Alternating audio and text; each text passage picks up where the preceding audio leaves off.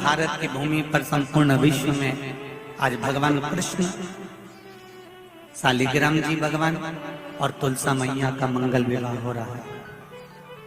संपूर्ण विश्व में पूरी भारत की भूमि पर पूरे सनातनी भाई बहन आज शालिग्राम जी के साथ में, लड्डू गोपाल जी के साथ में, भगवान नारायण के साथ में तुलसी जी का मंगल विवाह करेंगे। हम भी चाहते हैं कि आप भी मंगल विवाह करें, पर निवेदन है आप भी भीष्म पितामह जैसे आज भगवान से कह देना, भोलेनाथ मैं भी अपनी बुद्धि रूपी बेटी को तुझे समर्पित कर रहा हूँ।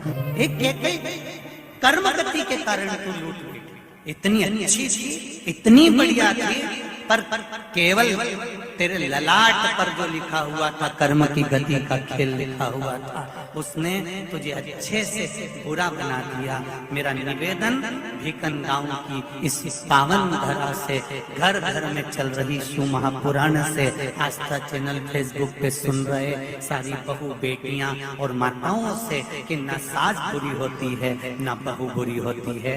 सास नहीं चाहती कि मैं कोई अपशब्द बोलूं, वही बहू भी नहीं चाहती कि कोई अपशब्द बोलूं, पर ललाट पर जब कर्म गति उल्टी पड़ती है तो अपने आप जिह्वा से अपशब्द निकल ही देती है। यह कर्म गति। अब ऐसे समय पर क्या करोगे आप?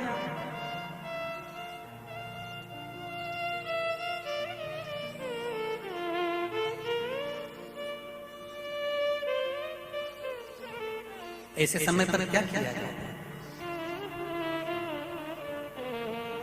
कार्तिक महीने में 2 वस्त्र की महत्वता होती है। ध्यान लगाना जरा, जितनी भी माताएं बैठी हैं, चाहे वो सासू माँ हो चाहे बहू हो, बेटियां भी कभी ना कभी बहू बनेंगी और आप भी कभी ना कभी सास बनेंगे। स्मरण, कार्तिक महीने में 2 वस्त्र का विधान है, एक पीले कलर का वस्त्र और एक लाल कलर का वस्त्र।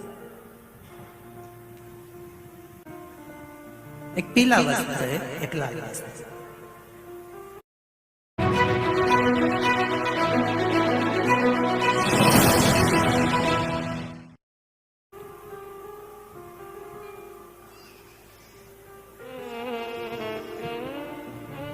आज देवउठनी एकादशी है।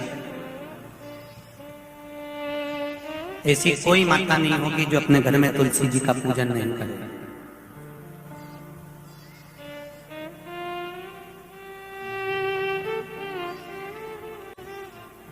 घर की मां यदि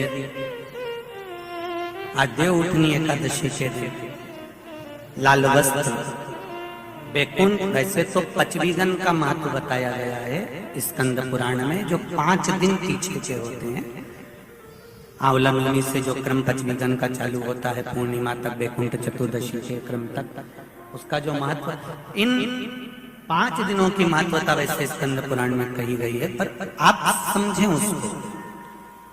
लाल वस्त्र अगर कार्तिक महीने में तुलसा महारानी पर ओढ़ाया जाता है और वही वस्त्र बाद में रख लिया जाता है संभाल कर, तो उस घर में किसी कर्म गति के कारण भी अगर अपशब्द निकल रहे होते हैं तो वो अपशब्द वो वस्त्र रोक लेता है। वो वस्त्र रोकता है। कौन सा वस्त्र? लाल वस्त्र, पीला वस्त्र। इन 5 दिन में अगर तुलसा महारानी को चढ़ाया जाता है और उसको रखा जाता है, तो जिस नारी के गर्भ से संतान नहीं भी हो रही होती है, उसके कक्ष में अगर वो वस्त्र कुछ दिन तक रखा रहता है तो ये निश्चित आती है कि गर्भ ठहरता जरूर है। ये पीले वस्त्र की और लाल वस्त्र की महत्वता कार्तिक महीने में। अब कई माताएं कहती हैं कि हमारे पास में लाल वस्त्र नहीं है, हमारे पास में इतना नहीं है, तो लाल कलर का लच्छा भी तो आता है, नाड़ा। बोलो आता है कि नहीं आता? लाल, तुम्हारे घर में सिलाई करने का लाल कलर का धागा तो होगा ना कि नहीं होगा? लाल कलर का लच्छा तो होगा, नहीं होगा सफेद कलर का धागा तो होगा, उसको कंकु में लाल करना। पर उस वस्त्र की महत्वता को हम समझें।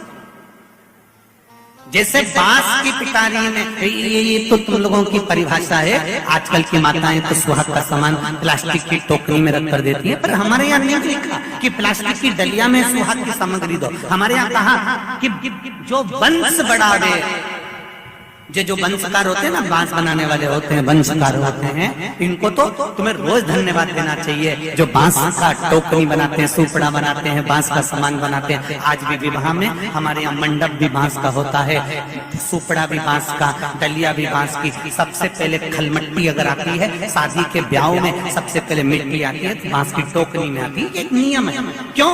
क्योंकि जिसकी शादी में मट्टी, इधर लाते मट्टी, जिसकी शादी में मट्टी बांस की डलिया में आती है, उसको संतान के लिए डॉक्टर को दिखाने की जरूरत नहीं पड़ती। जिसकी शादी की शुरुआत प्लास्टिक की डलिया से होती है, फिर उसको टेस्ट भी करवाना ही पड़ता है।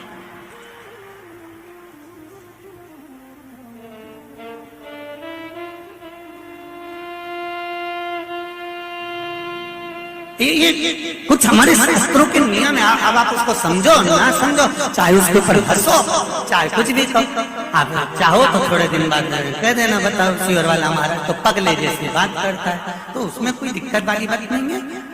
पगले का अवार्ड हमको ही मिलने वाला है, उसमें कोई दिक्कत वाली बात नहीं। पर उसको समझो कि हमारे सनातन धर्म में ये वंशकार, बांस का सामान बनाने वाले, बांस की डलिया बनाने वाले, बांस का सुपड़ा बनाने वाले, सबसे पहले ये वंशकार हुए, फिर खवास नाई ये हुए, फिर चर्मकार हुए, जूता चप्पल बनाने वाले, फिर अन्य जितने जितने हमारे यहाँ, इनको लोग कहते हैं कि इनको हमारे यहाँ से हटा दिया, ऊंची जाति वाले ने इनको पीछे हटा दिया। कोई इनको पीछे हटाने वाला नहीं है। केवल तुम्हारी बुद्धि से लोग तुमको भ्रष्ट कर रहे हैं कि हमको नीचा दिखा रहे हैं, हमको ऊंचा दिखा रहे हैं। किसी जात में, किसी समाज में ये नहीं कहा गया कि इनको नीचा दिखाना। प्रत्येक समाज में, चाहे ब्राह्मण के घर की शादी हो, चाहे क्षत्रिय के घर की शादी हो, चाहे वैश्य के घर की शादी हो, सबसे पहले वंशकार की डलिया आती है, वंशकार आता है।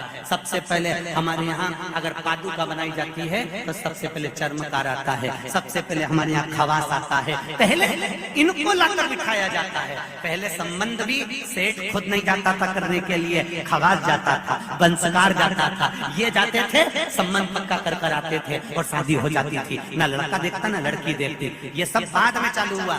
अब दुनिया के लोगों ने अपनी राजनीति को अखाड़ा बनाने के लिए कह दिया कि ये समाज नीची हो गई, ये समाज ऊंची हो गई, इसको पिछड़ा में कर दिया, इसको उसमें कर दिया। कोई नहीं कर रहा किसी को।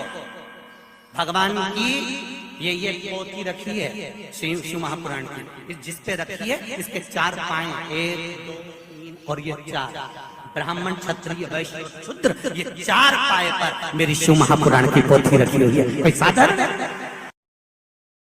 देव उठनी एकादशी में आप सब भी ये करें उपाय। प्लीज़ अगर अच्छा लगे तो चैनल लाइक करें, शेयर करें और सब्सक्राइब जरूर करें। श्री शिवाय नमस्तुभ्यं। श्री शिवाय।